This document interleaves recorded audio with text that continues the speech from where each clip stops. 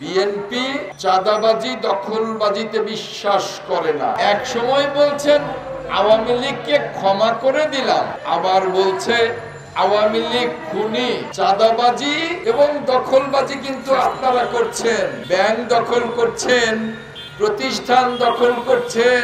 যারা বলেন সংস্কার শেষ করে নির্বাচন, তারা কল্পনার রাজ্যে বাস করে।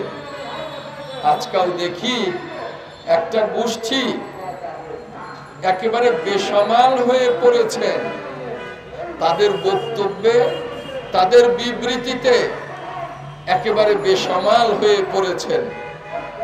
তারা বিভিন্ন প্রতিষ্ঠানকে দখল করবার চেষ্টা করছেন এবং দখল করে নিচ্ছেন।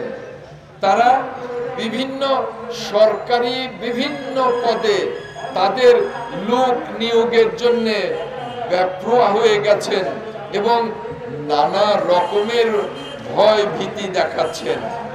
তারা, আমরা দেখছি যে এক সময় বলছেন আওয়ামী লীগকে ক্ষমা করে দিলাম, আবার বলছে আওয়ামী লীগ খুনি। এক সময় বলছেন নির্বাচন দ্রুত দরকার, আবার বলছেন যে সংস্কার শেষ করে নির্বাচন। কখন যে কোন কথা বলবেন, কালকে কোন কথা বলেছেন আর আজকে কোন কথা বলবেন, এটা তাদের ধারণার মধ্যেই থাকেন না। এরকম বেসামাল অবস্থায় পড়ে গেছে তারা। তাদের বলবো, বন্ধুরা শান্ত হন, আস্তে আস্তে এগোন, জনগণের ভালোবাসা নিয়ে এগোন। এইভাবে দখলবাজি এবং প্রাতিষ্ঠানিক চাঁদাবাজি বন্ধ করুন। জনগণ এটা পছন্দ করে না। অনেকে বলেন যে বিএনপির কিছু কিছু নেতা কর্মী নাকি চাঁদাবাজি দখলবাজিতে লিপ্ত। পরিষ্কার বলতে চাই, বিএনপি চাঁদাবাজি দখলবাজিতে বিশ্বাস করে না। আমার নেতা দেশনায়ক তারেক রহমান স্পষ্ট করে বলে দিয়েছেন, যারা চাঁদাবাজি এবং দখলবাজিতে যাবেন, দল থেকে শুধু বহিষ্কার হবেন না, তাদেরকে পুলিশের কাছে ধরিয়ে দেয়া হবে। তাই বলতে চাই, কেউ চাঁদাবাজি দখলবাজিতে যাবেন না। চাঁদাবাজি দখলবাজির দল বিএনপি নয়।